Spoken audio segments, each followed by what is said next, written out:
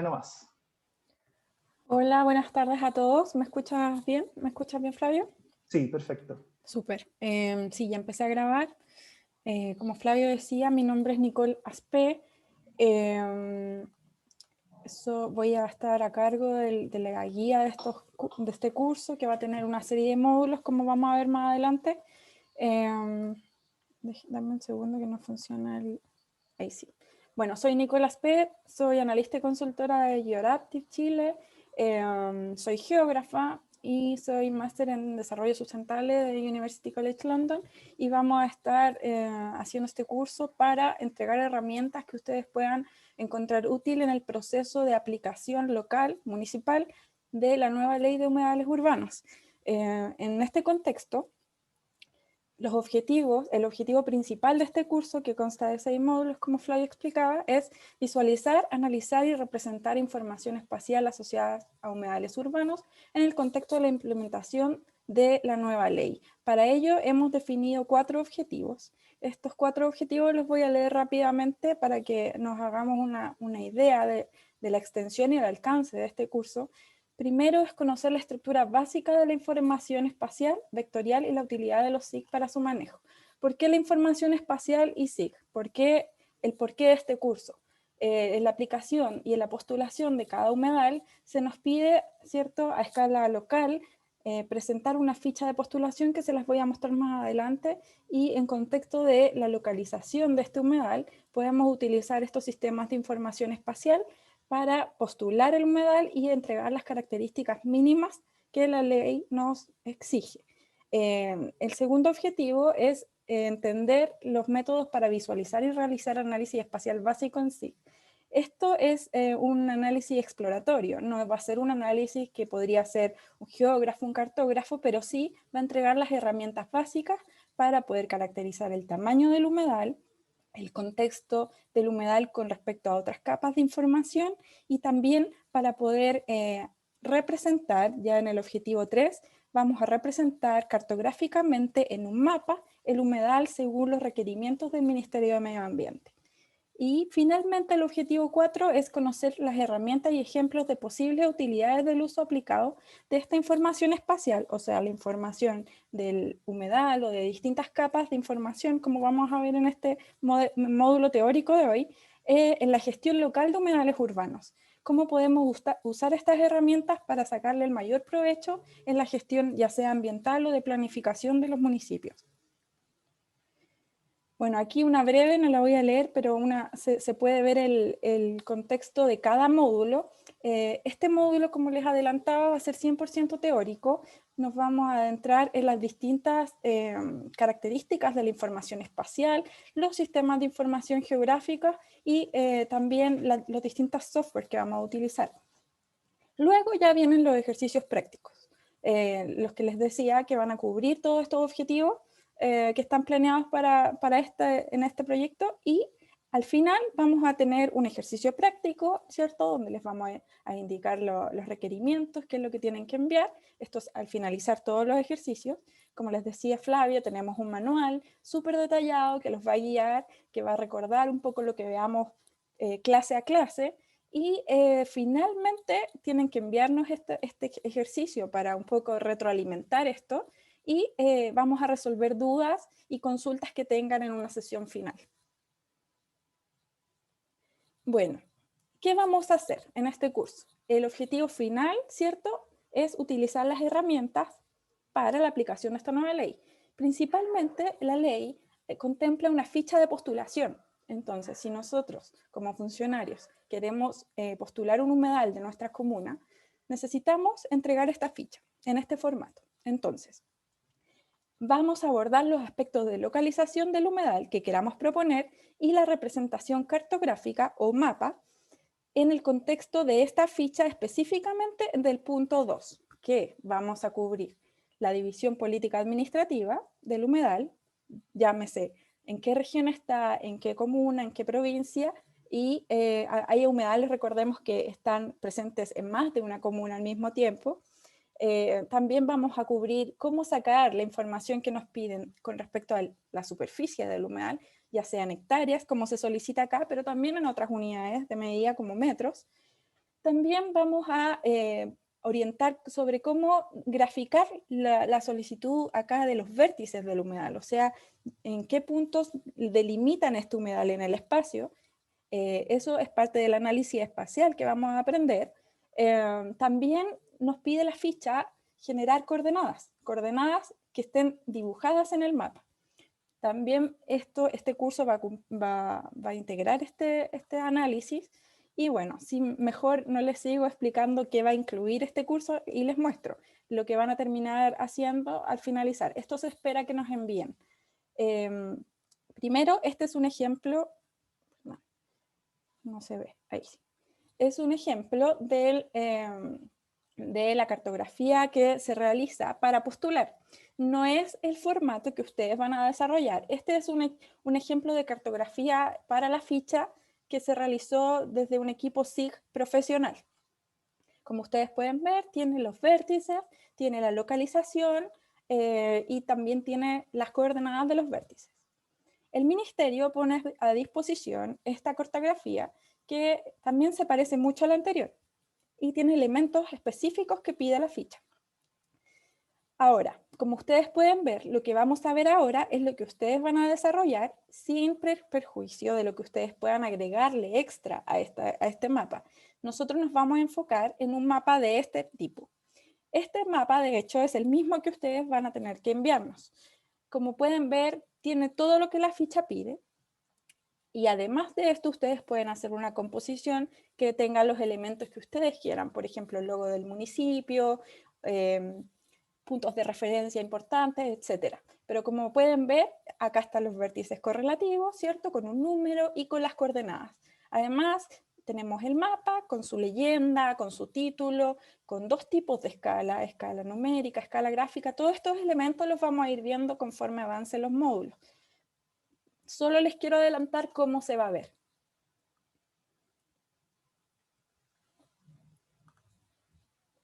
Entonces, hoy nos vamos a enfocar en un módulo teórico. Espero que no sea muy tedioso. No lo creo porque estas son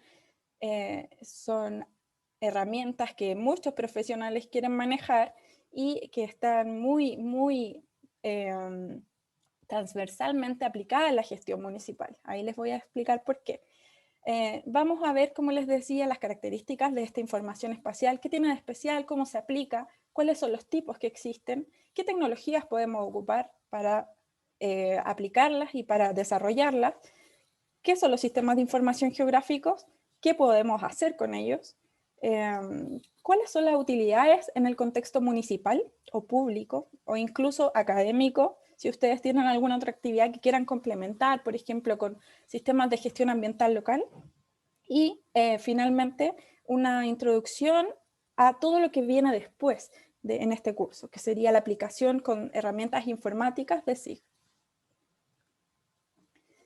Entonces, partimos. Las características, primero les vamos a cubrir un módulo muy teórico y espero que no se haga muy tedioso, así que lo vamos a pasar relativamente simple y me imagino que son cosas que ustedes ya han escuchado hablar, que más o menos, ¿qué es la información espacial? La información espacial se utiliza para representar la información geográfica del mundo real. La diferencia con la información normal es que además de traer un conjunto de datos para un elemento del espacio, por ejemplo, el número de alumnos que hay en un colegio, la información espacial, además de eso, tendría la localización de este colegio. Para localizar un objeto, por ejemplo el colegio, existen dos opciones. La primera es una posición relativa, cuando nosotros decimos el colegio está en la zona oriente de la comuna. Esa es la posición relativa, porque a lo mejor estamos refiriéndonos sin precisión, pero con relación a un punto en específico de la superficie. Este tipo de posición no es la que vamos a ver ahora y no es la que normalmente se ocupa en la información espacial. Sí se ocupa la posición absoluta, que cuando hablemos de localización siempre nos vamos a referir a localización absoluta. ¿Qué es la localización absoluta? Es todas las coordenadas que podemos dar exactas con respecto a la localización de cualquier elemento en el espacio. Bueno, ¿cómo hacemos esto? Tenemos que tener un sistema de referencia. Este sistema de referencia se denomina red geográfica. Si ustedes recuerdan a lo mejor de clases en el colegio, nos hablaban de los paralelos, los meridianos, ¿cierto? La latitud y la longitud, pero la red geográfica en realidad lo que es son una serie de líneas imaginarias, no existen en la realidad, pero nos permiten imaginar y localizar con una coordenada específica y consensuada a nivel internacional dónde estamos. Los paralelos son círculos que son imaginarios, de nuevo, y que van de este a oeste. Disminuyen de tamaño hacia los polos, o sea, el círculo más grande va a ser el círculo del Ecuador. Se utilizan entonces para indicar la ubicación de un objeto en la Tierra con respecto a cuán en el norte o cuán en el sur estamos. Y los meridianos son semicírculos, es decir, la mitad. Cada meridiano tiene otro semicírculo que es el llamado su contrameridiano.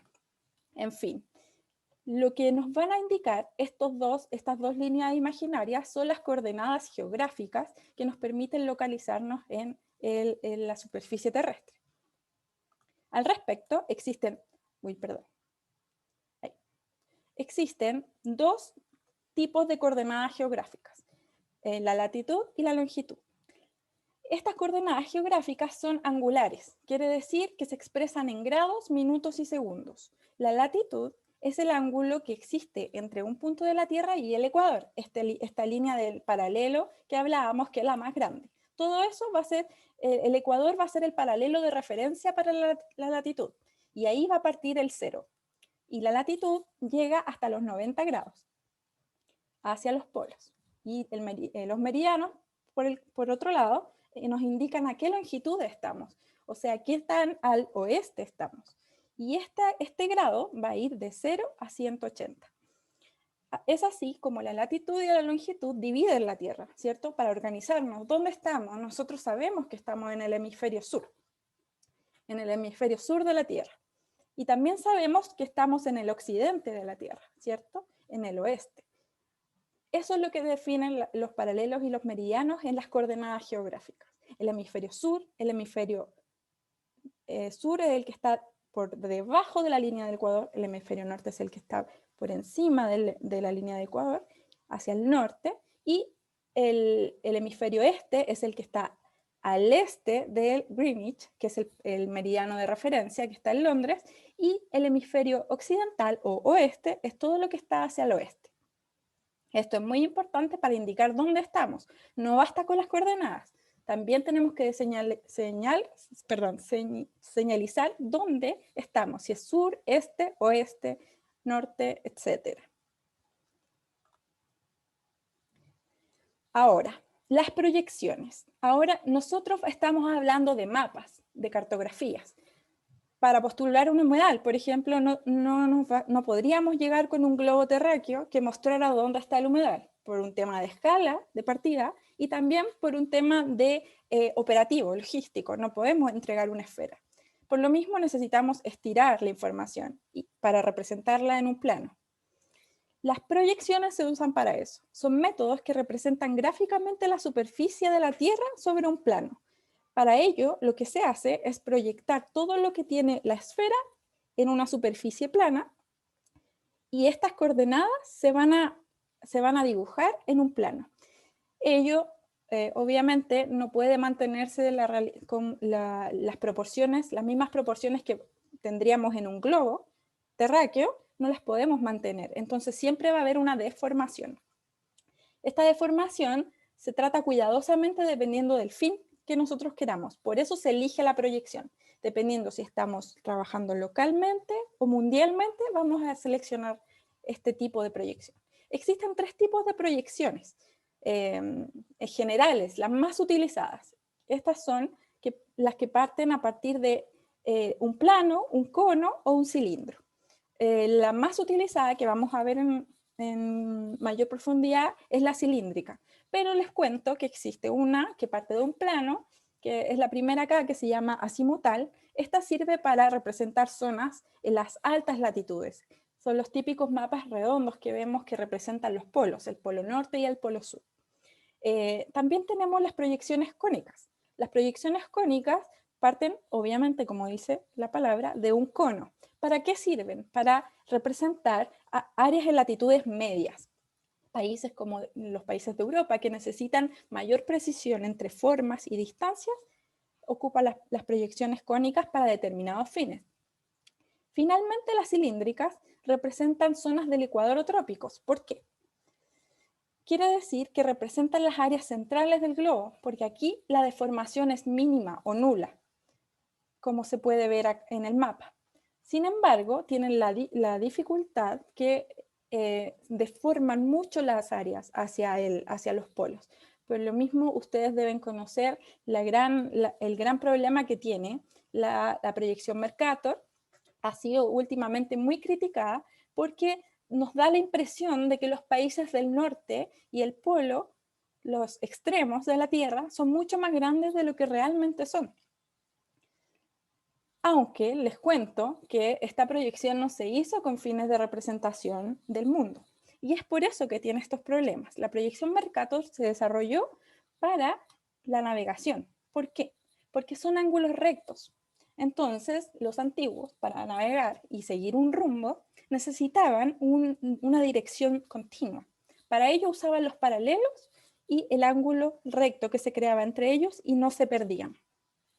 Sin embargo, cuando nosotros estiramos este globo a partir de porque esta proyección se basa en proyectar la sombra que existe desde el centro hacia el resto del globo, y lo que se refleja en el cilindro es lo que nosotros vamos obteniendo como el resultado del mapa.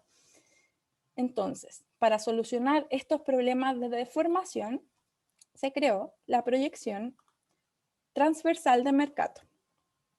Esta proyección también es cilíndrica, pero a diferencia de la normal, se utiliza el globo de forma transversal. Si aquí el cilindro tocaba a la esfera terrestre en el ecuador, en la transversal de Mercator lo va a hacer en los meridianos, pero no en cualquier meridiano, sino que en el meridiano específico que queramos representar en distintos puntos de la superficie terrestre.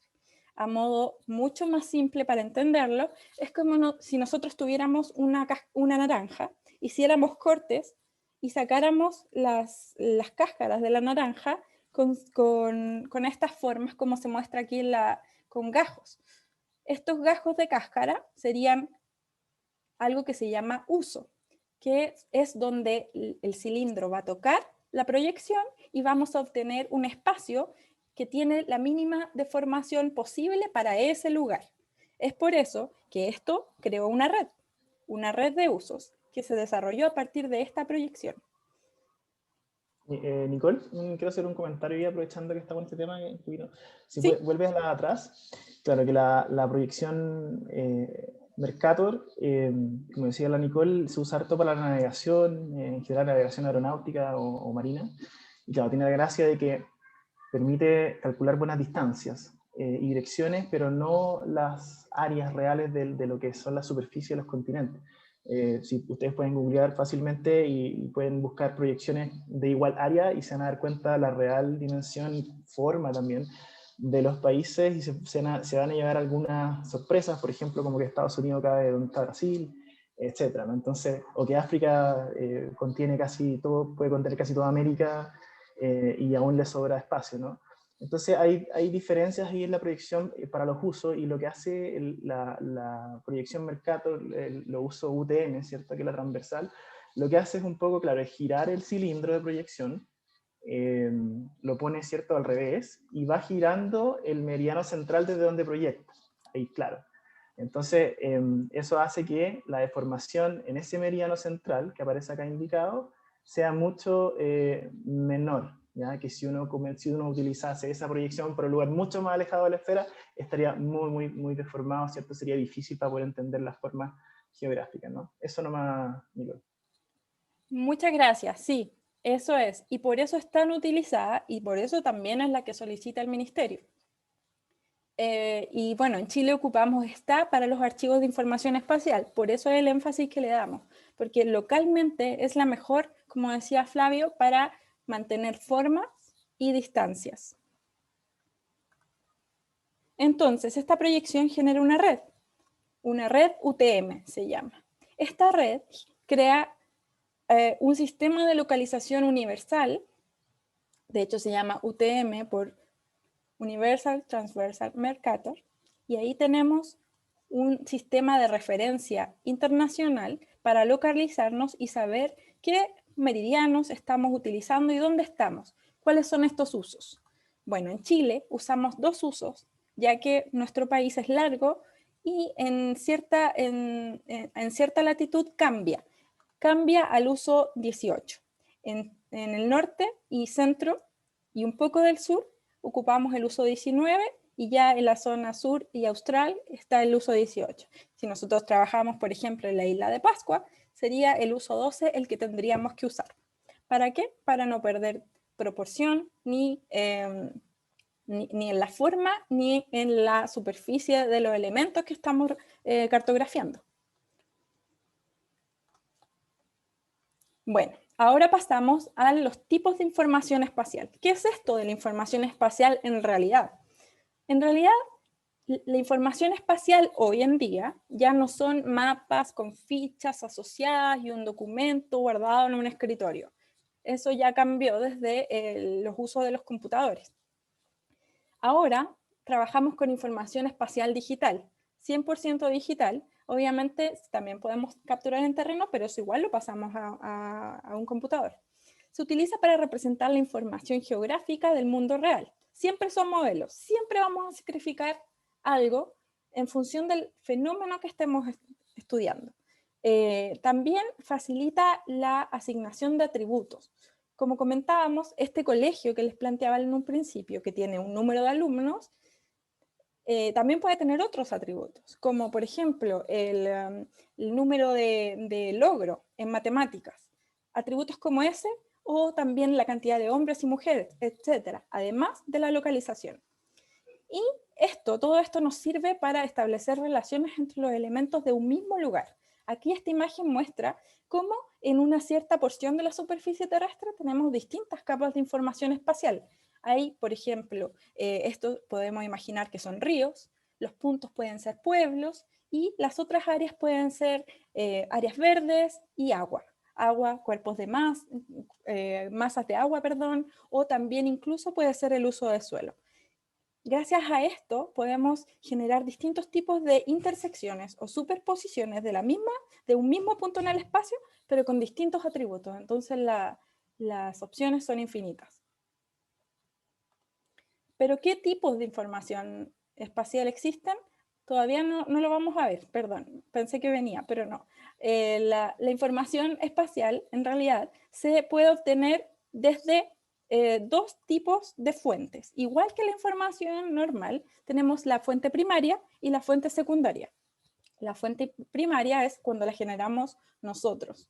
Nosotros somos los autores y creadores de esta información. Y la fuente secundaria, al igual que en otros campos, es información que nosotros ocupamos a partir de otra fuente, que si bien podemos modificar, nosotros no fuimos los creadores de esa información. En la información primaria, lo normal es generarla en vía dos formas. Una, ir a terreno con una ficha, con un GPS y anotar qué queremos registrar y cuáles son sus coordenadas. Y la otra forma es georreferenciar digitalmente. Para ello existen mapas base, que nos permiten identificar elementos en el espacio y dibujarlos. Al dibujarlos en los sistemas de información geográfica que vamos a ver, nosotros les estamos asignando la localización. Esta localización se va a guardar automáticamente y vamos a tener un archivo que nos va a mostrar la localización de un cuerpo de agua, por ejemplo, como sale acá, pero además podemos asignarle otros atributos, como por ejemplo la contaminación del agua, también puede ser el organismo que lo gestiona, etc. Ahora, información secundaria espacial tenemos por montones. Podemos ir al INE y encontrar, por ejemplo, todas las manzanas, las unidades vecinales, la información del censo por región, etcétera, a la escala que nosotros queramos, y otros portales públicos también. Tenemos la I de Chile, que podemos seleccionar información de distinta escala y de distintas fuentes de información pública. También se puede recopilar información desde fuentes comunitarias o colaborativas. Además de las fuentes públicas oficiales, existe un término que se llama crowdsourcing, que últimamente, gracias a la disponibilidad de Internet, podemos agrupar muchos receptores o informantes y tenemos portales que nos brindan información gratuita y realmente actualizada sobre elementos que no hay ninguna empresa u organismo detrás levantando, sino que es la propia comunidad la que envía esta información. Y aquí, por ejemplo, podemos descargar capas que quizás nuestro gobierno no tiene o nuestra organización no ha levantado, acá las podríamos encontrar. Y también, por supuesto, existen la información secundaria espacial derivada de organismos que cobran por acceder a esta información. Estos cobros generalmente están asociados con el costo de generar dicha información. Por ejemplo, el Servicio Aerofotogramétrico de Chile cobra por las imágenes de alta resolución que tienen de la superficie terrestre. Y bueno, nos podemos imaginar por qué, ¿cierto? Porque los vuelos salen con un costo relativamente alto, por lo cual, para que se mantenga esta información y para que se actualice, el cobro posibilita esta continuación de información en el tiempo. Bueno, ahora sí, ¿cuáles son los tipos de información espacial? Existen solamente dos tipos de información espacial, los dos los vamos a revisar nosotros, pero nos vamos a enfocar principalmente en uno de ellos. El primero es raster y el segundo es vector. Son modelos, se les llama también modelo raster y modelo vectorial. Los vectores están representados en el número 3 y los raster están representados en el número 2. Primero, los raster son imágenes, ¿cierto? Nosotros sabemos que las imágenes funcionan con píxeles. A menor tamaño de píxel, mayor resolución y más nítida se ve la imagen. Bueno, con el raster pasa lo mismo, solo que se le llama, en vez de píxel, se le llama celda. Y tiene que ver con la escala, que es lo mismo. A menor tamaño de celda, mayor resolución. Los archivos raster, entonces, acá está representando la misma porción de la superficie terrestre, que tiene un río, árboles y una casa, se están representando en el raster en forma de píxeles. Todos esos cuadrados representan que existe en ese lugar. Por otro lado, el vector está representando lo mismo que el raster, pero el vector están siendo delimitados por vértices. Vértices que están unidos por líneas, y aquí el río está representado por una línea, esos árboles o la zona que tiene árboles está representado por un polígono y la casa por un punto. ¿Por qué? Porque los vectores, a diferencia del raster, se caracterizan por tener una precisión mucho mayor que los archivos raster. Cada modelo tiene sus ventajas y sus desventajas. No hay uno mejor que otro, se utilizan para fines distintos, pero sí son capaces de representar lo mismo, que es la superficie terrestre. Ahora los vectores. Los vectores veíamos que tienen una mayor precisión porque, como muestran estas imágenes, pueden ser puntos, líneas o polígonos. En este sentido, acá se mantiene con una alta exactitud la precisión de la localización, independiente de la escala. Aquí no influye el tamaño de píxel porque no tenemos píxel. Son dibujos específicos de lo que estamos queriendo representar. Por ejemplo, el río acá es una línea. El lago es un polígono y los arbustos son puntos. ¿Cuáles son las ventajas de los vectores? Bueno, la ventaja es que pesan muy poco, son súper livianos, son archivos que son relativamente simples de entender en la visualización. Nosotros los miramos y entendemos más o menos lo que son.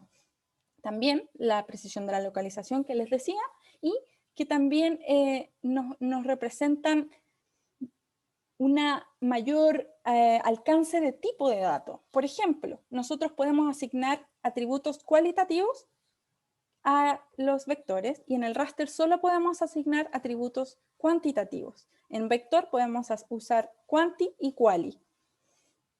¿Cuál es la desventaja? La gran desventaja de los vectores, que es lo que vamos a usar nosotros, principalmente vectores, la gran desventaja es que tienen una estructura interna compleja. Para manejarlos se necesita una previa capacitación, como la que estamos teniendo ahora nosotros. Por otro lado, el raster, acá primero, antes de explicarles cuáles son las características, vemos las diferencias de resolución. ¿Cierto? El píxel ha sido expresado en su más mínima unidad, que es la celda, que es parte de un conjunto que representa una imagen que está capturando la superficie.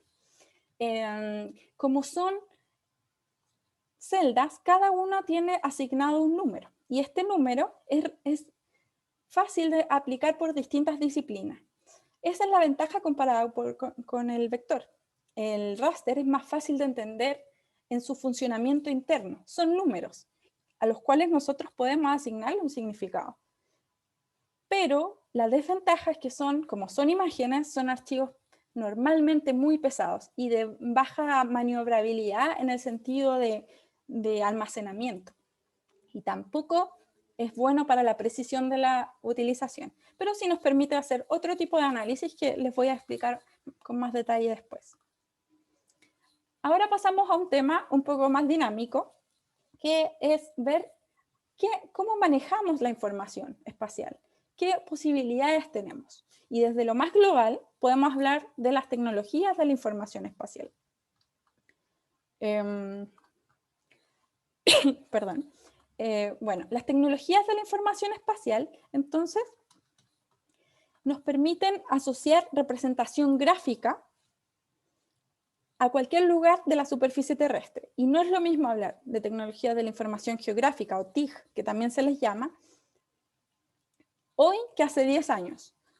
Hoy, gracias al desarrollo de las tecnologías de Internet, podemos generar nuevos proyectos y nuevas posibilidades de aplicación que hace 5 o 10 años no podíamos. Y lo mismo va a pasar en 5 o 10 años más. ¿Qué nos permite ahora la tecnología en comparación con hace 10 años atrás? Ahora podemos actualizar constantemente los contenidos, cosa que antes no podíamos hacer. Entonces ahora las tecnologías de la información geográfica no solo están en los dispositivos conocidos por todos como el GPS, el computador con el software, sino que ahora se añaden los dispositivos móviles, se añaden los dispositivos de inteligencia artificial, se añaden los automóviles, etc. Todo eso basado y apoyado por uno de los más importantes, que se los voy a señalar a continuación. Perdón, ahí está una imagen, una muestra de todo el alcance de estas tecnologías. Ya no tenemos solamente una persona experta en el sistema de información geográfica, sino muchos sistemas colaborando a nivel internacional para nutrir esta información. Nicole, me gustaría Sí. agregar algo en ese punto. Sí, también, que algo que quizás había mencionado al principio, Sí. que hoy en día para utilizar información geográfica o sistemas de información geográfica, no es necesario tener una disciplina de base como quien diría, por ejemplo, geógrafo, a pesar de que es cierto, Nicole y Daniela son geógrafos, ¿ya? Pero en general es una disciplina que es transversal y tiene muchas partes, como sale en esta imagen, ¿cierto? Desde los sensores remotos, que son los satélites, los aviones no tripulados, ¿cierto? Los drones, que tienen mucha ciencia en cómo están, ¿cierto?, diseñados estos sensores, estas cámaras, ¿cierto?, hasta cómo se interpreta esa información, ¿cierto?, y cómo nosotros utilizamos software también para poder darle un sentido a esa información o una utilidad. Entonces, en este sentido, hay distintos usuarios de los sistemas de información geográfica y cada uno se puede posicionar, ¿cierto?, en alguno de estos puntos. Uno puede ser un usuario, ¿cierto?, que aplica información, otro que genera información, otro que se dedica al diseño de sensores, otro que se dedica, ¿cierto?, a poder interpretar la información de los sensores, etcétera, ¿no? Lo más común es, digamos, la información geográfica que es aplicada, ¿no? Que es lo que estamos haciendo hoy, en donde nosotros vamos a partir de unos conceptos, ¿cierto?, y de estos software con algoritmos que vienen empaquetados, poder echar a andar algunas funciones a partir de información geográfica que ha sido creada, y con eso, ¿cierto?, obtener información de vuelta que nos es útil para la gestión que nos compete, en este caso, ¿cierto?, la gestión municipal, y mucho más en particular el despliegue de información que nos puede ser útil para la declaración de un humedal urbano, por ejemplo. Entonces, en este caso, ¿cierto?, es algo muy aplicado, y eso no nos pone en desventaja ni nada por el estilo. De hecho, todo el ecosistema de sistema de información geográfica depende de personas como ustedes, ¿cierto?, que van a ser usuarios que aplican, ¿no? Si nadie lo está aplicando, nadie tiene una función específica que cumplir, entonces es muy difícil que el que está diseñando el software, por ejemplo, tenga una misión de qué tipo de funciones diseñar, qué tipo de algoritmos realizar, qué tipo de información ir a buscar, ¿cierto?, o que les pueda servir a ustedes para cierta tal o cual misión o objetivo, ¿no? Entonces eso lo quería como mencionar porque a veces es importante posicionarse, es una ciencia muy transversal e interdisciplinaria, aplicable en muchos ámbitos de la gestión, del conocimiento, y en ese sentido posicionarnos como usuarios, ¿cierto?, que aplican, es bien interesante, ¿no?, porque uno ya forma parte como de una cadena de valor, ¿cierto?, de la información geográfica. Y gracias, Flavio, y creo que es muy importante lo que señalas porque de hecho tiene un nombre el proceso. Yo como geógrafa lo digo desde un punto de vista técnico, pero este proceso se llama democratización de la información geográfica. Y bueno, partió aproximadamente con el desarrollo de Internet. ¿Y de qué se trata? De que en el fondo ahora cada vez más las tecnologías geográficas o de esta información no necesitan conocimiento técnico porque los procesos se están automatizando a tal nivel que nosotros solamente vamos a hacer en algún punto sensores, vale decir, nosotros vamos a entregar la información y los análisis los podemos hacer nosotros, pero nos van a entregar todas las herramientas informáticas, la tecnología, para ocupar estos análisis. Así que es súper importante empoderarse con estos temas y que no se quede dentro de los especialistas, sino que lo usemos, porque nosotros estamos ingresando información geográfica a cada segundo, desde los celulares. Estamos cuando consultamos una ruta, cuando pedimos Uber para ir a tal o cual lugar, o cuando pedimos un Uber Eats o delivery con aplicaciones, nosotros entregamos información, por lo mismo es bueno usarla también y aplicarla a nuestro día a día. En ese sentido, bueno, ¿cuál es la base de esto? ¿Cómo todos estos dispositivos se localizan en el espacio? Seguramente ustedes habrán escuchado hablar del GPS. El GPS en realidad eso no es, se le llama al dispositivo, ¿cierto? Mi celular tiene GPS o no tiene GPS. Tengo un GPS de estas herramientas que algunos tienen, o los topógrafos también tienen unos GPS gigantes que se llaman GPS geodésicos. Ese es el dispositivo por el cual nosotros podemos obtener la información de un sistema completo que se llama Sistema de Posicionamiento Global o GPS, que básicamente está basado en una constelación de satélites que rodean a la Tierra y transmiten señales. Estas señales las recibimos, estos dispositivos las reciben y la transforman, la envían a partir de la triangulación de distintos puntos. 3 en general, por eso se llama triangulación, para indicar lo que estábamos hablando en un principio. ¿Cuáles son mis coordenadas en la red geográfica? Eso te lo entrega un GPS y te lo entrega ya sea en grados o te lo entrega en metros con la proyección de Mercator, por ejemplo, en coordenadas planas que le llamamos. Nosotros definimos eso. Les cuento un poco de contexto para que entendamos qué es este sistema. Este sistema partió desarrollado por el Departamento de Defensa de los Estados Unidos y ellos lo usaban para temas de guerra, para defensa. Era tan confidencial esta información que sí estaba disponible para otras agencias, para otras empresas, pero con un error de más de 100 metros. Entonces, yo podía enviar mi ubicación, conocer mi ubicación, pero yo no iba a estar segura si yo estaba aquí o en 100 metros más allá. Eso cambió el año 2000, en mayo del 2000, donde se eliminó una cláusula que se llamaba la disponibilidad selectiva, que era, en el fondo, este error. Se elimina este error y el Internet se toma el GPS y ahora nosotros podemos localizarnos a costo muy bajo, que sería en el fondo un dispositivo celular y apoyado por Internet, con un error de exactitud de entre 3 a 10 metros, lo que era impensable antes de mayo del 2000. Así que eso también es parte del sistema, del proceso de democratización geográfica. Tenemos derechos a saber dónde estamos en la Tierra. Perdón. Otra tecnología geográfica, como Flavio ya les adelantaba, son los sensores remotos. Los sensores remotos son sistemas o instrumentos que capturan la información de un objeto a distancia. Los satélites del sistema de GPS, por ejemplo, son un sensor remoto. Ahora, ¿para qué se ocupa en temas aplicados los sensores remotos en la disciplina geográfica o espacial? Se ocupan generalmente para los raster, lo que estábamos hablando. Los raster, las fotografías de la superficie terrestre, nos puede entregar cada celda que captura el satélite una información muy rica en contenido en cuanto a cosas que nosotros no podemos identificar.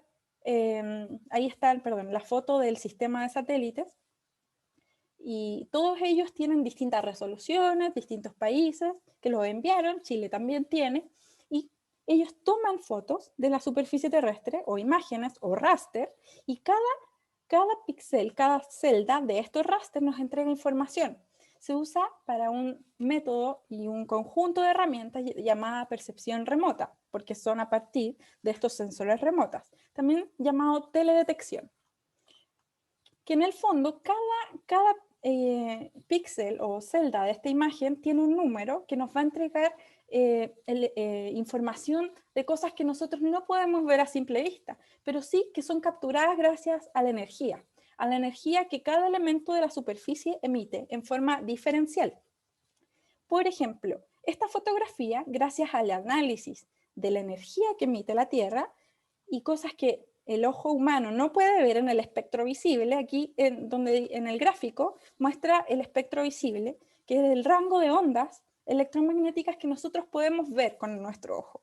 Gracias a las máquinas, en el fondo a los sistemas de información geográfica que administran estos raster, nosotros podemos clasificar las imágenes para que nos muestren cosas que no son perceptibles por nosotros a simple vista. Y le podemos decir, muéstrame cuáles son las plantas que están estresadas o enfermas, o no están cumpliendo con su ciclo fenológico normal, es decir, con la cantidad de humedad que tienen, con la cantidad de energía que emiten, y podemos diferenciar los distintos cultivos de los sanos y los enfermos. Ese es un ejemplo de percepción remota. También podríamos identificar tipos de materiales, por ejemplo, superficie urbana, superficie con agua, superficie con hielo, etc. Eso se llama percepción remota. Y los sensores remotos son la base para ello. Nicole, de repente ¿Sí? ahí me gustaría profundizar un poquito, porque creo que es un tema interesante, quizás que lo pueden, los que quieran poder investigar un poco más. Claro, el tema de la percepción remota es todo un mundo, y como les decía, va de los sensores hasta cómo uno pone un satélite en la órbita, ¿no? Así que es toda una ciencia, una comunión, ¿cierto?, de distintas ciencias y ámbitos del saber. En el ejemplo que estamos viendo acá, ¿cierto?, lo que hacen los satélites en general hoy en día, y la NASA tiene una serie de proyectos como el Landsat, que es una constelación de satélites que orbita la Tierra, ¿cierto?, y saca fotografías, básicamente de píxeles, ¿cierto?, los rasters, como les comentaba Nicole, de 30 por 30 metros, ¿cierto?, una resolución que sirve para, por ejemplo, planificación de escala regional o nacional. Y lo que hacen, ¿cierto?, al sacar la fotografía son cámaras especiales que lo que hacen es poder distinguir el tipo de energía que reflejan, ¿no? Entonces pueden distinguir todo el espectro de las bandas del espectro lumínico, ¿no? Y a través del desarrollo de la ciencia, de la percepción remota, por ejemplo, una de las aplicaciones a la agricultura, que es la imagen que ustedes ven acá. Los científicos se dieron cuenta que las plantas saludables, ¿cierto?, reflejan mucho más el espectro infrarrojo que las plantas que están estresadas, infrarrojo, que las que están estresadas, ¿no? Entonces, finalmente, al tener esa información en la imagen raster, ¿cierto? Embebida en estos píxeles, uno puede generar, a través de ciertos índices, información bastante útil para la gestión del territorio, en este caso, ¿cierto?, de las predios agrícolas o de plantaciones forestales, o, por ejemplo, para la gestión de la conservación, y ver qué zonas están, por ejemplo, más secas que otras, y con eso planificar acciones de manejo, por ejemplo, ir a regar, o bien aplicar un tipo de fertilizante, o ir a verificar si hay algún tipo de enfermedad, etcétera, etcétera. Entonces hay una serie de aplicaciones muy, muy interesantes para la gestión de los distintos sistemas productivos, por ejemplo. Y si ustedes investigan más, van a ver que hay muchas otras. Uno puede también entender dónde hay agua, dónde hay hielo, puede ver, investigar el retroceso de los glaciares, todos los procesos dinámicos, ¿cierto?, de la superficie terrestre, ¿no? Al tener estas máquinas, estos sensores que nos permiten ver mucho más allá de la luz visible, ¿cierto?, que es la roja, la verde y la azul, la combinación de esos tres, ¿no? Nosotros vemos sobre un ámbito limitado el espectro lumínico, ¿no? Pero estos sensores pueden ver mucho, mucho más allá, y con eso mostrarnos información que a simple vista no existe, o nosotros no la podemos ver, ¿cierto? Y el ejemplo que está acá, que es índice normalizado de vegetación, claro, se usa específicamente en aplicaciones agrícolas, forestales o de conservación de la biodiversidad, ¿no? Incluso hoy en día es tanta la precisión, se utilizan drones, ¿cierto?, comerciales que tienen cámaras que se denominan multiespectrales, es decir, que captan muchas más bandas del espectro lumínico, y tienen mucha mayor resolución que 30 metros, no tienen resolución centimétrica, por lo tanto, a nivel de centímetros nos pueden decir, ¿cierto?, cómo está la vegetación, cuáles son sus problemas, sus niveles de humedad, etc. Así que eso lo dejo ahí como, simplemente como algo para, si es que les interesa, pueden investigar un poco más, y es una de las aplicaciones, de hecho, más interesantes de los sistemas de información geográfica. Muchas gracias, Flavio. Sí, es muy interesante y tiene muchas disciplinas que están abordando esto. Incluso también, gracias a la percepción remota, tenemos informes de tiempo meteorológico con tanta anticipación y con tanta precisión. Claro, el tiempo meteorológico nunca lo es exactamente, pero sí ayuda a las antiguas formas de hacer las previsiones. Voy a seguir, entonces. Todo esto era para darle un contexto a los SIG, porque todas estas herramientas facilitan nuestro uso de los sistemas de información geográfica. Pero, ¿qué son los sistemas de información geográfica? Bueno, los sistemas de información geográficos son un conjunto de herramientas. No es solamente el software, ni el hardware, ni el profesional que lo usa. Son el conjunto de sistemas que, funcionando en forma interrelacionada, nos permiten administrar, almacenar, analizar y compartir la información espacial, vectorial o de raster también. Entonces, lo podríamos llamar como un conjunto de herramientas o como un sistema, nunca como un software. Esto es un error, ya que hay muchos subsistemas dentro de los SIG. Los SIG, entonces, ¿qué nos permiten? Hacer análisis y extraer información que de otra manera no podríamos, porque como les mostraba en un principio, hay tanta información de naturaleza diferente que a veces puede ser numérica, pero otras veces puede ser cuantitativa, o a veces tiene que ver con la energía, como veíamos con la percepción remota. Cosas que un solo campo del conocimiento difícilmente va a poder analizar, porque en un punto de la superficie terrestre interactúan muchos elementos. El territorio es un sistema complejo de relaciones entre distintas variables.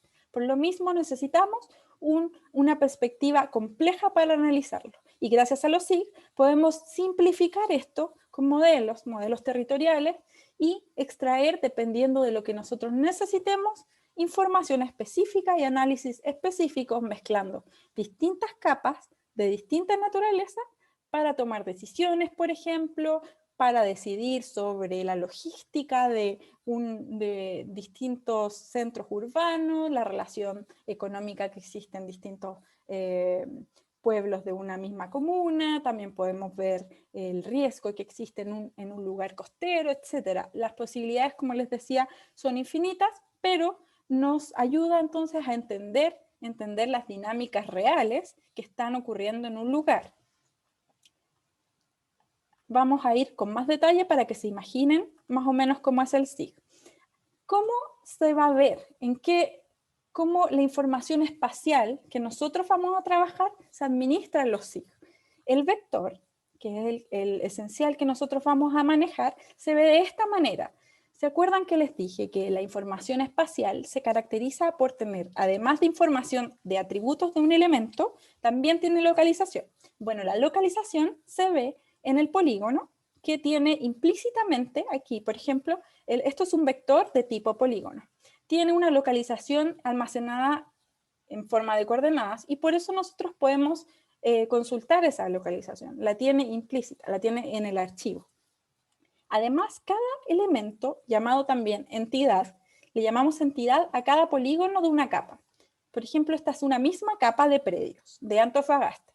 La capa de predios de Antofagasta tiene todos los predios de Antofagasta. Como ustedes sabrán, cada predio tiene un rol.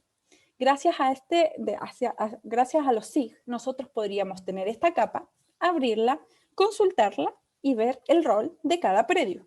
Pero no solo eso. Gracias al SIG podemos consultar el rol, asignar atributos a ese predio específico, consultar cuánto mide el predio, hacer un análisis y sacar la superficie del predio y agregarle tantas columnas de información como nosotros estimemos conveniente. Incluso podríamos señalar el dueño del predio, que sería una información de índole cualitativa, y también la antigüedad del predio o el valor del predio, que sería algo más cuantitativo. Aquí hay otro ejemplo de la información espacial y tiene que ver también con cómo podemos nosotros trabajarla en el SIG y de dónde la podemos adquirir. Les puse este ejemplo porque me parece relevante, porque este es un portal del INE que nos permite ver el censo de otra manera. Y eso nos referíamos como al hecho de que los SIG nos permiten analizar una comuna, por ejemplo, en formas que otras disciplinas y otras software y conjunto de herramientas no nos permiten, que es la visualización espacial y la posibilidad de ir más allá de la comuna, a una escala más pequeña, en este caso la manzana, y poder analizar sobre ella distintos tipos de información. Este portal nos permite consultar todos los resultados del censo por manzana y también por distintos tipos de desagregación territorial. También podemos ver las zonas, los distritos, las comunas, etc. Y acá los podemos descargar, podemos dibujar un área específica, seleccionar distintas manzanas, etc. Lo importante es que la estructura del polígono es la misma que en la diapositiva anterior. Cada predio acá tenía un atributo, un nombre y distintos otros atributos que nosotros queramos añadir. Con las manzanas censales es lo mismo. Acá cada una de las manzanas va a tener información del censo. Y información, por ejemplo, con respecto a las viviendas. ¿Cuántas viviendas tenemos en esta manzana? ¿Cuántas personas viven acá? ¿Cuántas mujeres? ¿Cuántos niños? Y así. Una opción, un sinfín de posibilidades que nosotros podemos actualizar y mantener en nuestra base de datos. ¿Qué podemos hacer con esta información? Gracias a los SIG podemos hacer muchas cosas. En particular, toda la cadena de procesamiento de esta información espacial. Gracias a eso podemos capturarlo, almacenarlo, tener una base de datos nuestra, de cada comuna, por ejemplo, donde tengamos carpetas organizadas por temática. Tengo medio ambiente, tengo infraestructura, tengo social, tengo cultural, etc. Tengo riesgo y yo ordeno las capas. Todo esto nosotros le llamamos capas, que sería cada vector. Por ejemplo, la capa de calles. Tengo la capa de calles, tengo la capa de manzanas, tengo la capa de predios, etc. Tengo la capa de ríos y así. La almaceno y ¿para qué me sirve? En primer lugar, me sirve para consultar. Por ejemplo, en la dirección de obras, yo podría consultar el rol de los predios, como estábamos viendo, o podría consultar cuáles son las manzanas más pobladas de mi comuna.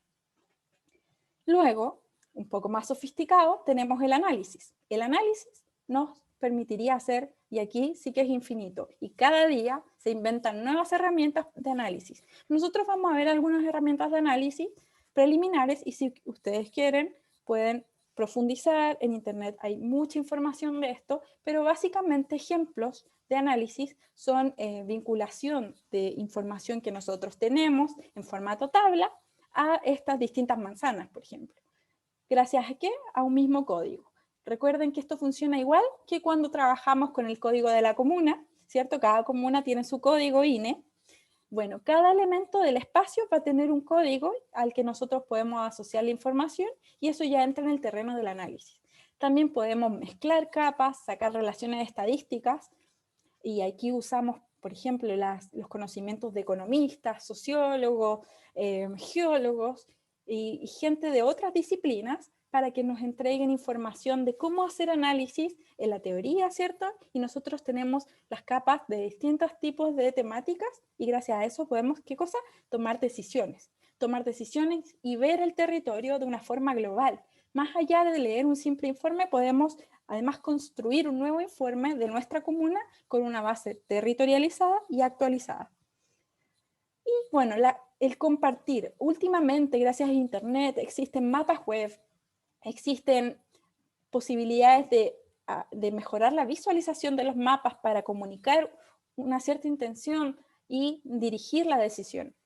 La decisión de un alcalde, por ejemplo, con respecto a un tema, nosotros podemos, manejando herramientas de simbología, mandar un mensaje. Es muy importante para mandar el mensaje entender lo que estamos generando, lo que estamos cartografiando y analizando. Entendemos lo que hay detrás de cada dato, de cada capa, y podemos comunicar para mejorar la gestión de los territorios.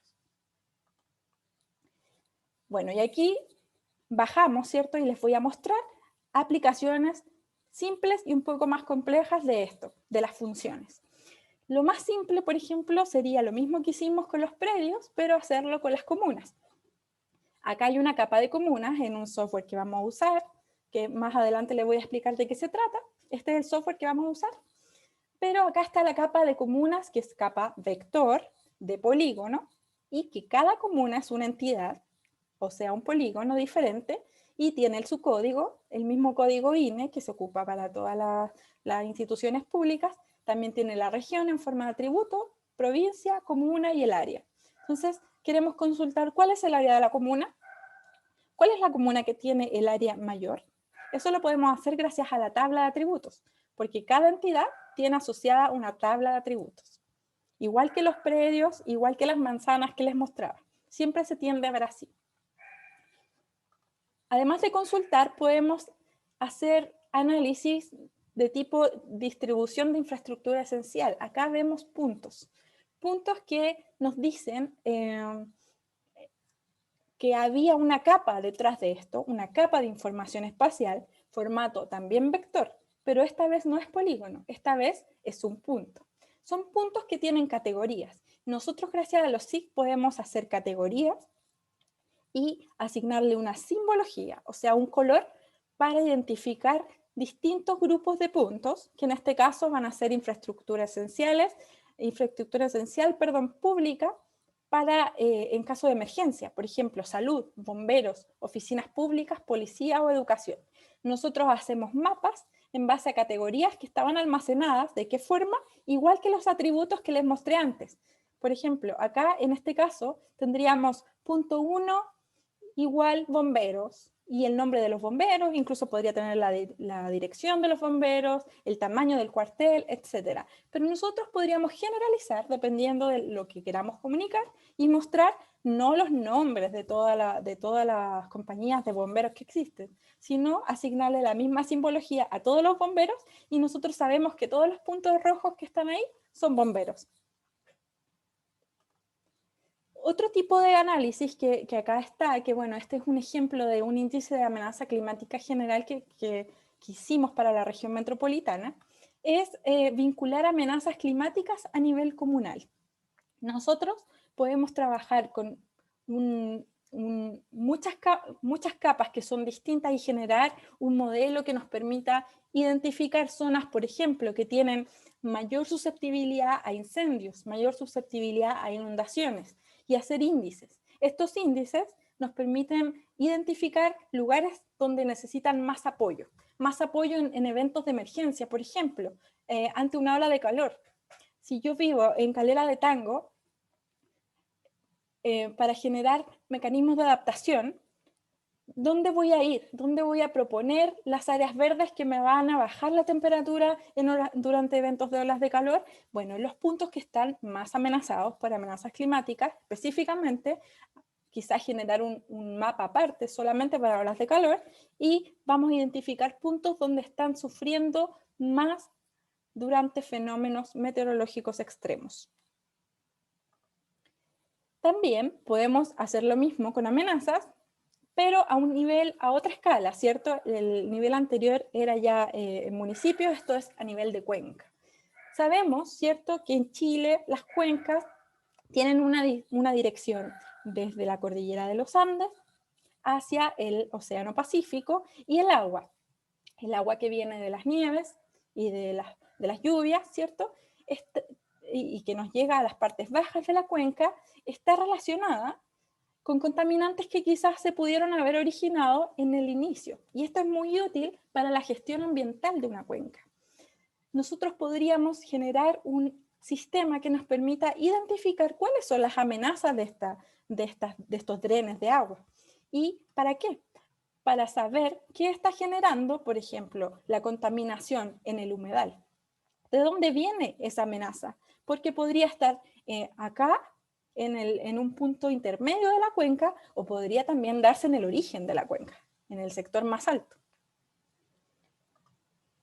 También, otro ejemplo es, bueno, toda la costa chilena está amenazada por tsunami, ¿cierto? Vivimos en una zona de subducción muy expuesta a movimientos telúricos, y eso genera tsunamis. Y este mapa muestra el área de inundación por tsunami del 27 de febrero del 2010 en Peyúgue, que fue una localidad muy afectada. Particularmente, a mí me tocó estar trabajando en esta zona post-tsunami, y las manzanas 1, 2 y 3, desde la línea de la costa hacia adentro, todas quedaron destruidas en términos de infraestructura, a nivel total, 100% de destrucción. Entonces, esto se mapeó, se hizo un esfuerzo entre distintas instituciones y se mapeó y quedó registrado. Y esto nos permitiría tomar una serie de decisiones. Por ejemplo, vemos este mapa y sabemos dónde instalar nuevos colegios, nuevos jardines infantiles, nueva infraestructura crítica como hospitales. Sabríamos que entonces no podemos poner o podemos justificar bien una nueva infraestructura pública en un área de inundación. Finalmente, otro ejemplo de función SIC sería un análisis de temas absolutamente distintos desde la perspectiva tradicional del estudio territorial, que generalmente tiende a ser visto por especialistas distintos. Por ejemplo, el crecimiento urbano puede ser analizado por urbanistas, por economistas. Los humedales pueden ser analizados por biólogos, limnólogos, ecólogos, geógrafos también.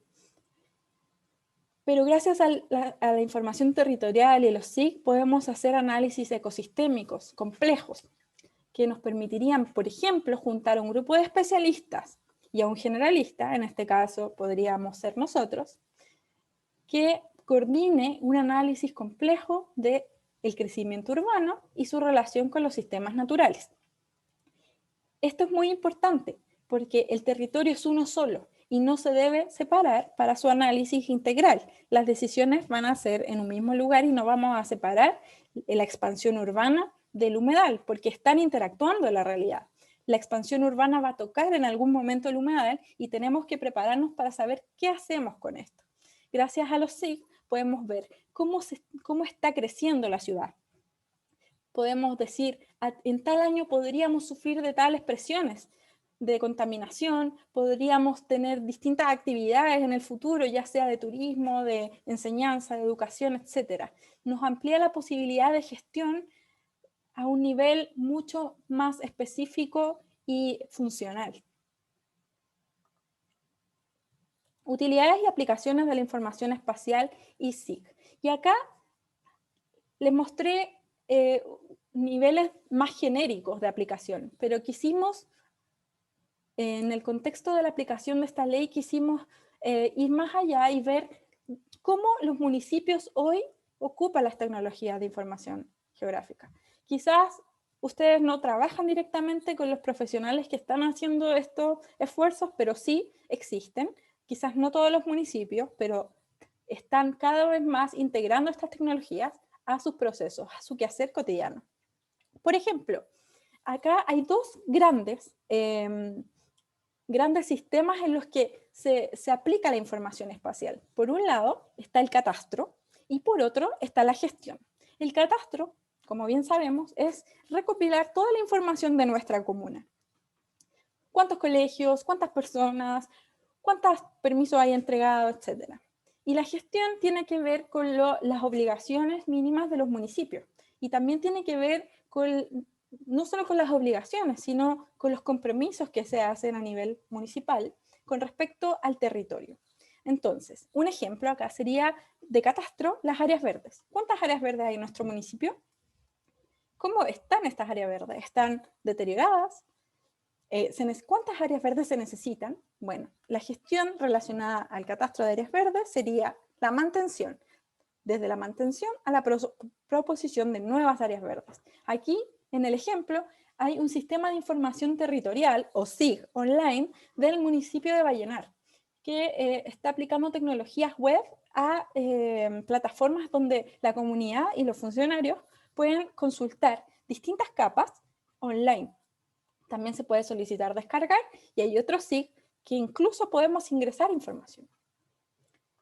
Otro ejemplo, también de Vallenar, tiene que ver con un quehacer muy común de los municipios, que es otorgar permisos y patentes.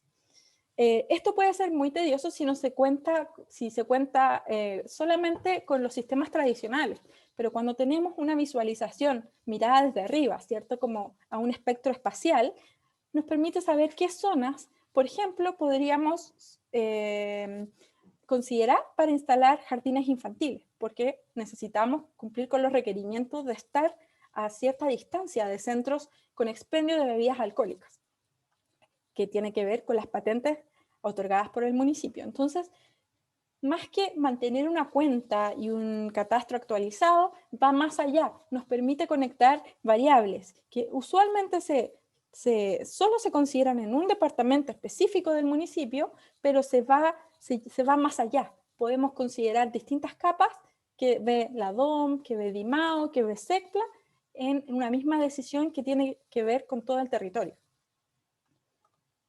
Bueno, otro ejemplo, y este es más de planificación, tiene que ver con las unidades territoriales submunicipales, ¿cierto? La información que nosotros como consultores y académicos queremos siempre, pero el municipio tiene el poder de tener esta información. No todos los municipios publican esto, pero más adelante sí se va a hacer.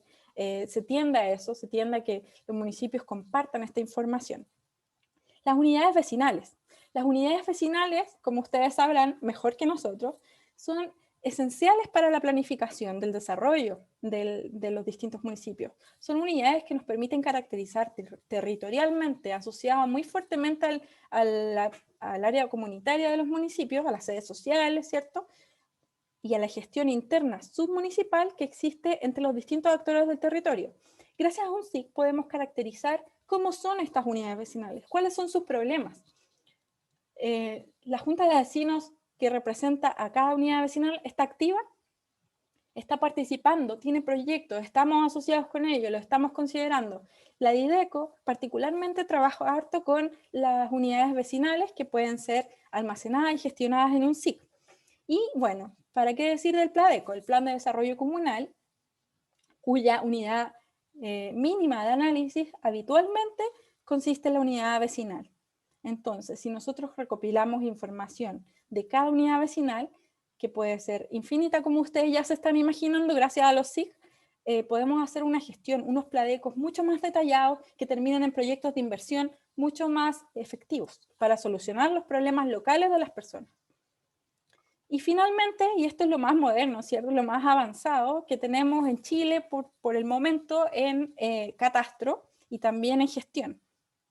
No sé si lo conocen, pero hay sistemas de participación ciudadana territorializada, en donde se puede recibir información específica de distintos puntos que va más allá de la gestión que el municipio puede hacer.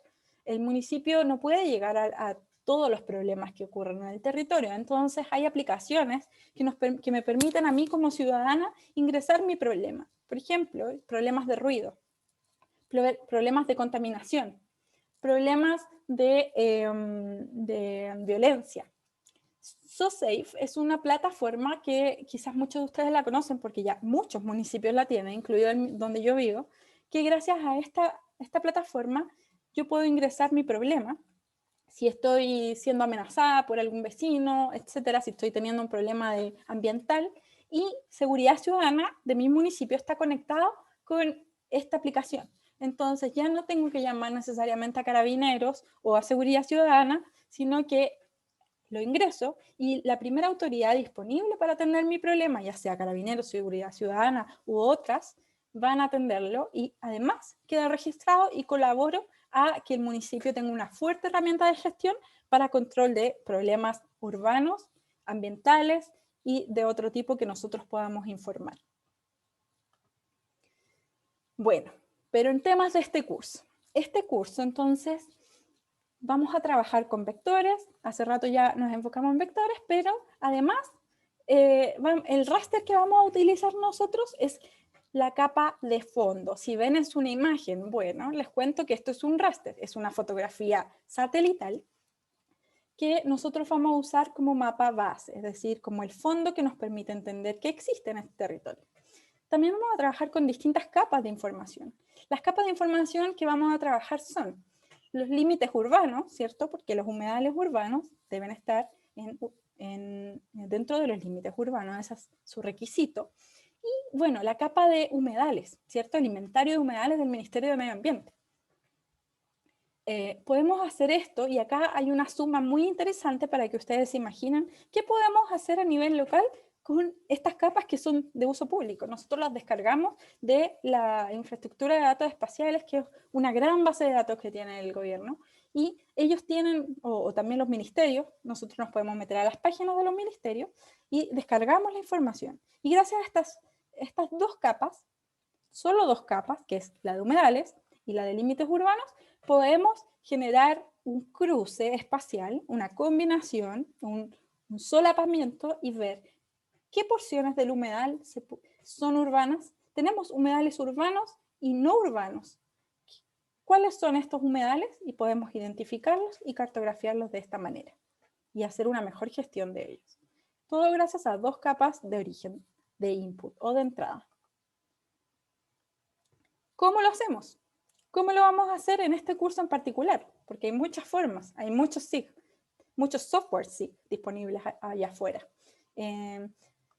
Principalmente vamos a usar QGIS o QGIS, QuantumGIS, que es un software libre, absolutamente gratuito, muy poderoso para ser liberado, ¿cierto? Es el más utilizado de los software libres y nos permite hacer casi todas las funciones que los SIG permiten hoy en día. Y las que no nos permite hacer, no nos interesan porque no están dentro de nuestro alcance ni de nuestro quehacer.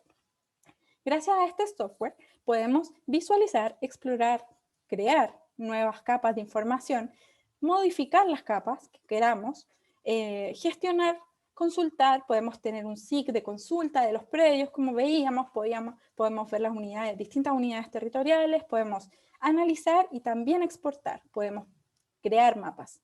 Entonces sirve para almacenar, visualizar, analizar y también compartir. ¿Cómo compartimos? Exportando mapas en formato de imágenes, pero también de archivos. La ficha de humedales del Ministerio del Medio Ambiente, además del mapa, nos pide un archivo, si es que lo han visto. Y también este software nos ofrece la posibilidad de exportar en distintos formatos, que es muy bueno porque es interoperable con distintos software. Dependiendo de sus profesiones, podrían ser compatibles con SPSS, con Stata, con AutoCAD, etc. Bueno, así se ve el programa, lo vamos a ver con más detalle la próxima semana, pero tiene un menú principal, como todos los programas, y tiene una serie de herramientas que nosotros podemos ocultar o visualizar. Estas herramientas nos van a permitir cambiar datos, modificar, seleccionar, etc. Son infinitas, pero las vamos a ir viendo, no se preocupen. Las capas las vamos a ver en este lado. Por ejemplo, acá, las capas, la capa que hay, la que está seleccionada es la división política administrativa. Y aquí están las comunas, ¿cierto? La división política administrativa a nivel comunal. Y bueno, esta capa tiene una tabla asociada, que me imagino que ya con toda la introducción de los vectores que hemos tenido, ya entienden más o menos la lógica, que cada uno de estos dibujos, cada polígono, tiene un identificador, un código, y asociado a múltiples campos. Entonces, por ejemplo, aquí está mostrando la región 5, que serían las comunas de la región de Valparaíso. Bueno, este es el entorno donde está el mapa, el visualizador principal y las capas. Y bueno, hay más, pero los veremos en particular de este programa la próxima semana. Por lo pronto, les tengo que explicar cuál es el archivo principal que se trabaja en este software. El archivo que vamos a trabajar nosotros es el archivo shape o shapefile, que en realidad, y lo más importante de esto es que no es solo un archivo, es un conjunto de archivos. Este conjunto de archivos son variables, el número es variable, pero en general son al menos 3. Los que nosotros tenemos son 5. Por ejemplo, todos estos archivos de división política administrativa, todos juntos, se ven en el programa como uno solo. Donde ven esta división política administrativa .shp,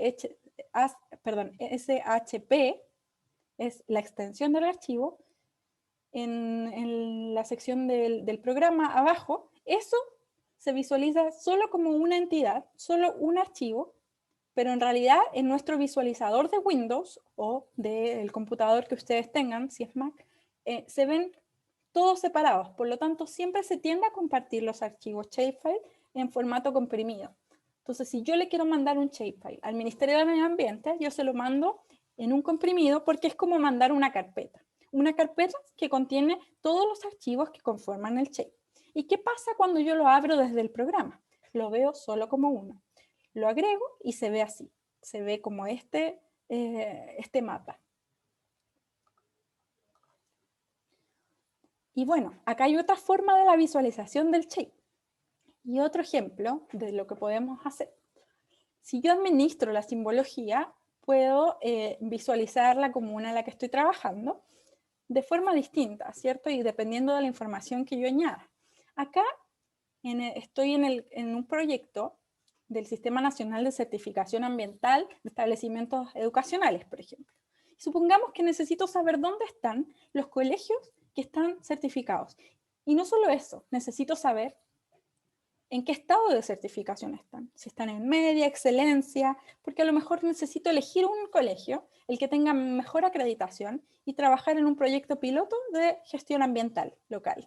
Bueno, gracias a este software, al Quantum, podemos además marcar la comuna en la que estamos, en este caso Puente Alto, señalarla de otro color, ver las unidades vecinales, que son las que están marcadas como unidad mínima de análisis. Les cuento que en geografía ocupamos ese término para referirnos a las entidades mínimas que vamos a usar de referencia. Y ahí sería la unidad mínima de análisis, por ejemplo, de un estudio regional es la comuna, porque vamos a comparar las comunas. Pero en nuestro caso de municipio, la unidad mínima de análisis de población podría ser la manzana, censal, y de gestión comunitaria podría ser la unidad vecinal. Y acá, entonces, podríamos hacer un cruce entre los colegios que están en el SNSAE, que es el Sistema Nacional de Acreditación Ambiental de los Establecimientos Educacionales. Es un poco largo el nombre, lo sé, pero podríamos ver las unidades vecinales que tienen más de un colegio acreditado. Por ejemplo, esta de acá. O podríamos consultar los datos de cierto colegio que está aquí, que es el Troncal San Francisco de Puente Alto, que tiene un nivel de certificación medio, como señala su tabla de atributos. Y podríamos ver qué unidades vecinales no tienen colegios acreditados. Y bueno, Nicole, les cuento que... Sí, perdón. Como son las 6, la idea sería cerrar en los próximos 10 minutos. Sí, sí, vamos a alcanzar súper bien, estamos en el tiempo. Ya. Y bueno, acá les cuento que existe un raster, que es el mapa base. También existen 3 shapes, 3 vectores, 3 capas. Son términos que vamos a estar usando todo el curso y son sinónimos. La capa, el shape, el vector. Son 3 capas, formato shape. Una son las unidades vecinales, la otra es el shape de colegios, que son puntos, las unidades vecinales son polígonos, y las comunas también están acá. No se nota mucho, pero tiene una línea más gruesa que las unidades vecinales. Eso también lo podemos gestionar desde el programa. Y para mostrar las comunas, y eso también es polígono. También podemos hacer análisis. Por ejemplo, acá tenemos el número de humedales urbanos y hacemos un mapa nacional de todas las comunas y el número de humedales urbanos que tienen. Y luego, gracias a esa información que podemos exportar y trabajar en Excel, podemos hacer un ranking y decir cuál es la región que tiene mayor cantidad de humedales urbanos de Chile. Y ahí está. Gracias a la intersección de polígonos y al análisis estadístico que permite este programa, y también si es que no se sienten cómodos con hacer análisis estadístico en el programa, está la opción de exportar. Exportar eso como tabla y trabajar todos los datos en Excel o el programa estadístico de su preferencia. Y el otro programa que vamos a ver es Google Earth. Google Earth es un sistema SIG libre que es mucho más simple. Lo útil de Google Earth es que nos permite usar archivos mucho más simples en términos vectoriales. Sigue siendo vectorial, pero tiene menos atributos que un shapefile. Y nos permite interactuar con usuarios que no van a ser beneficiarios de esta capacitación o de otras capacitaciones en SIG. Gracias a esto, entonces, podemos comunicarnos con otros departamentos del municipio o con el gobierno o con otros actores que estén participando en algún proyecto y mandarle nuestro shape convertido en KMZ para que ellos lo puedan abrir en Google Earth. KMZ y KML es el formato de vector que usa Google Earth. KMZ es la versión comprimida y usualmente más rica en contenido que KML. Podemos usar los dos, pero siempre para usarlo en un SIG como Quantum GIS es el formato KMZ, porque ese es el que va a tener la información de la localización que hablábamos, la localización absoluta, que tiene que ver con las coordenadas geográficas. Y así es el programa, lo vamos a ver, no la próxima semana, pero al finalizar el módulo, porque no nos vamos a centrar en Google Earth como el pilar central del curso. Sí, lo vamos a usar para generar estas capas de interoperabilidad con no usuarios de SIG. Para eso, y porque el ministerio también permite enviar el humedal en este formato. ¿Qué podemos hacer con Google Earth? Aparte de generar estos archivos vectoriales simples, podemos ver el territorio en formas que antes no habíamos podido hacer una modelación 3D, generar capas de interés. Por ejemplo, esto podría ser un área expuesta a remoción en masa, en un cono de deyección. Podemos mostrar nuestra comuna en contexto geográfico gracias al visualizador 3D. Podemos calcular distintas superficies y distintas distancias, altitud, también podemos generar un perfil, mostrar el entorno gráfico de nuestra región. Por ejemplo, este es un perfil de la región metropolitana desde la cordillera de los Andes hacia la cordillera de la costa, y eso se puede ver en Google Earth. Y bueno, esto es una función muy usada de Google Earth que nos permite hacer un análisis multitemporal simple. O sea, en vez de hacer percepción remota con sensores remotos como los que les mostrábamos con Flavio anteriormente, y analizar la curva espectral de las imágenes. Algo mucho más simple sería, en un quehacer continuo del municipio y mucho más rápido, ir atrás y consultar en Google Earth distintas imágenes pasadas. Por ejemplo, yo me puedo ir a 1984, Santiago, y visualizar cómo era la mancha urbana. Y puedo dibujar un polígono sobre eso directamente. Y puedo ver y estimar más o menos en cuánto ha aumentado la ciudad. Y finalmente, en Google Earth nos permite hacer una georreferenciación mucho más simple que hacerla en un SIG tradicional. Y esto es lo que vamos a hacer en el penúltimo módulo. Vamos a nosotros generar polígonos, líneas y puntos que nos interese para quizás dibujar un humedal que no esté en el inventario. Podemos levantar información nueva levantada por nosotros y que no existe, y añadirla a una base de datos más robusta. Y bueno, terminamos este módulo. Espero que no les haya parecido muy largo.